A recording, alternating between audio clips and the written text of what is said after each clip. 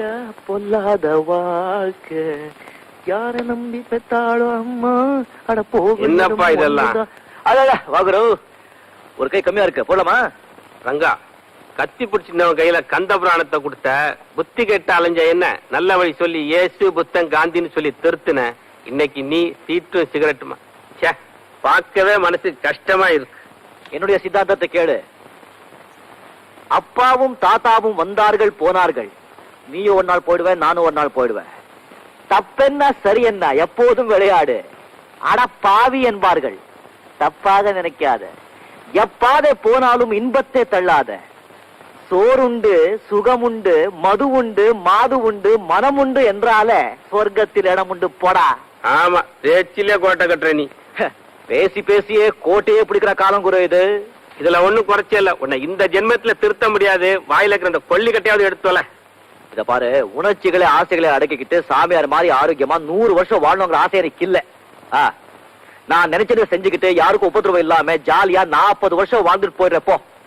40 வருஷம் இருப்பியோ 50 வருஷம் இருப்பியோ, போற வழிக்கு புண்ணியம் கிடைக்குன்னா இதெல்லாம் சரிப்பட்டு வராது.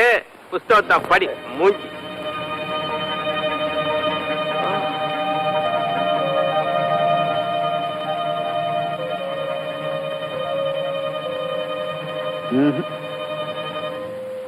மகாபாரதம், பகவத்கீதை, கந்த புராணம். வாங்க வாங்க வாங்க. ரங்கா, நான் ஒண்ணு கேட்க போறேன். நீ எப்படி இந்த ராஜுவோட போய் ஃப்ரெண்டான? ஏன் சார் அப்படி கேக்குறீங்க? நீ என்னடா மகாபாரதம் கம்பராமாயணம்னு படிச்சிட்டு இருக்க, அவன் என்னடா சிகரெட்டை சீட்டு கட்டமா போயிட்டு இருக்கான். ஐயோ, ராஜு ரொம்ப நல்லவன் சார், அவன் பத்தி தப்பா நினைச்சுக்காதீங்க. அவனுக்கு பெருசா எந்த கெட்ட பழக்கம் கிடையாது சார். எப்போ நான் போடிச்சா 1-2 சிகரெட் சாப்பிடுவான், அப்பப்போ இந்த ரம்மி இஸ்பேட் ஆடுவான். ரங்கா, நான் உன்னை ரொம்ப அப்ரிஷியேட் பண்றேன்ப்பா. நீ உன் ஃப்ரெண்டை விட்டு கொடுக்காம பேசுறப்ப யூ ஆர் கிரேட். இல்ல சார், எங்கேயோ இருந்த என்ன இந்த மாதிரி ஒரு நல்ல குடும்பத்துல பழகிறதுக்கு வாய்ப்பு ஏற்படுத்தி கொடுத்தவனே அவன் தானே சார். நட்புக்காக இல்லாட்டாலும் நன்றிக்காவது நான் அவனை விட்டு கொடுக்க மாட்டேன். Good, very good.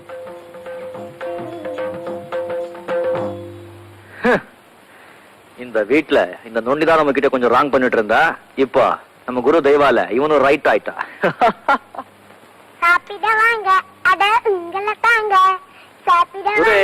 அப்பாவும் அம்மாவும் டிராமாவுக்கு போயிருக்காங்க.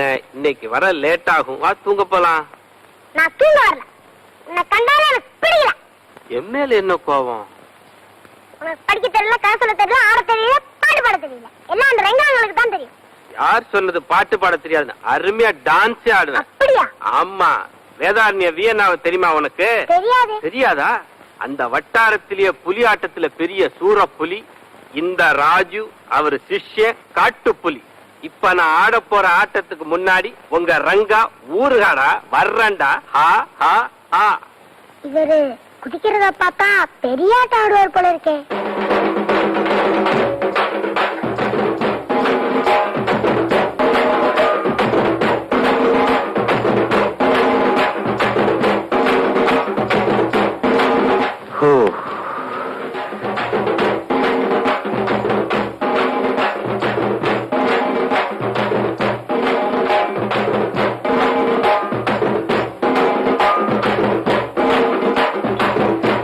சாப்பிட சோத்துக்கு இப்படி ஆடினாதான் ஜீர்ணிக்கும்.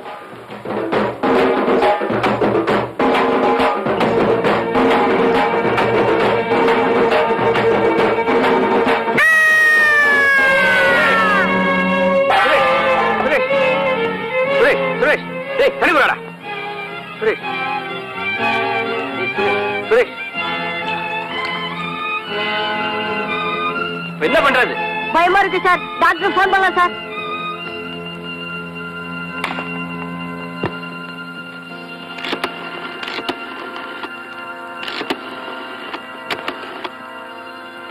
ஹலோ, டாக்டர் இருக்காருங்களா? இல்லைங்க, வெளியே போயிருக்காரு. எப்ப வருவாருங்க? 1 மணி நேரம் ஆகும். 1 மணி நேரம் ஆகுமா? என்னடா டாக்டர் வரதுக்கு 1 மணி நேரம் ஆகுமா? என்ன பண்றதுன்னு தெரியல. எங்க அப்பா அம்மாவுக்கு என்ன பதில் சொல்றது? என்னடா சுரேஷ் எங்கடா? ஒண்ணுமே புரியல. என்ன பண்றது இப்போ?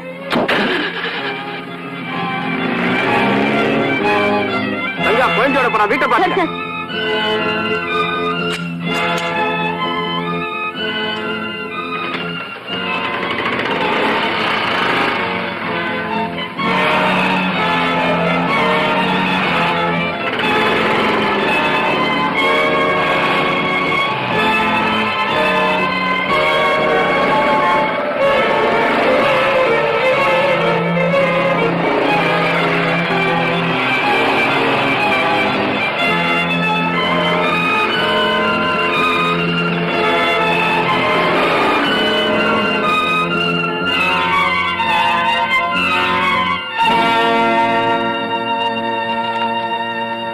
சார் சார் ஒரு பெரிய தப்பு நடந்து போச்சு. என்ன? நீங்க 2 பேரும் டிராமாவுக்கு போயிருந்தப்ப சுரேஷ் தூங்க மாட்டேன்னு அடம் பிடிச்சான்.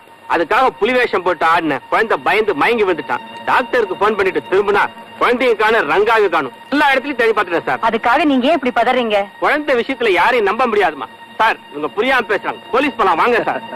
ராஜு, நீ பதட்டப்படுறத பார்த்தா எனக்கு ரொம்ப வேடிக்கையா இருக்குப்பா. குழந்தைய காணோம்னு சொல்றேன். இங்க 2 பேரும் என்ன? ராஜு, அந்த ரூமுக்குள்ள போய் பாருங்க. வா குரு, வா வா வா வா வா வா வா. மூஞ்சில கறி ஒட்டி இருக்கு, தொடச்சுக்கோ. கிண்டல்லாம் வேண்டாம், விளையாட்டுக்கு ஒரு அளவு வேணும். நீ செஞ்ச பைத்தியக்காரத்தனமான கூத்தை பார்த்து குழந்தை போய் ஜுரம் வந்துருச்சு. நான் டாக்டர் கொண்டு போய் மருந்து கொண்டு வந்திருக்கேன். நீ தான் எனக்கு தேங்க்ஸ் சொல்லணும், தெரியுமா? என் பொறுப்பில் வந்து குழந்தைய சொல்லாம கொள்ளாம வெளியே எடுத்து பெரிய தப்பு. குழந்தை தூங்குது, சத்தம் போடாத, போ வெளியே.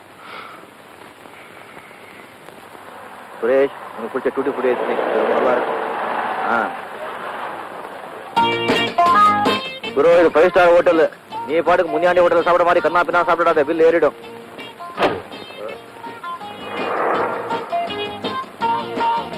நீங்க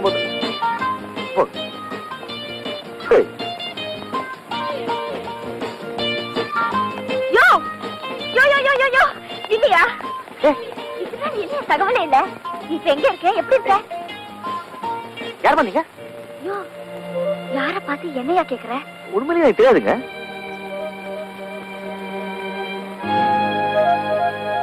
ஓஹோ, உனக்கு ஏதோ புதுசா வசதி வந்திருக்கு போல இருக்கே.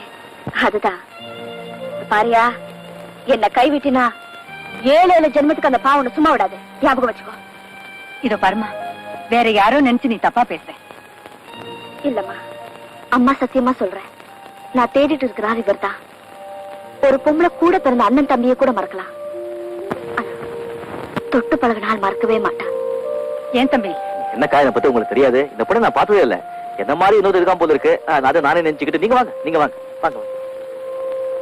யோ, என்னையா நீ ஏமாத்திட்டு போற? நீ யாருன்னு நிரூபிக்கல. என் பேர் கங்கா இல்ல. இல்லம்மா, உனக்கு வேண்டிய உதவியை நான் செய்யறேன். என்ன உன் கூட பிறந்த அண்ணன் நினைச்சிட்டேன். நான் சொல்றத கொஞ்சம் கவனமா கேள்.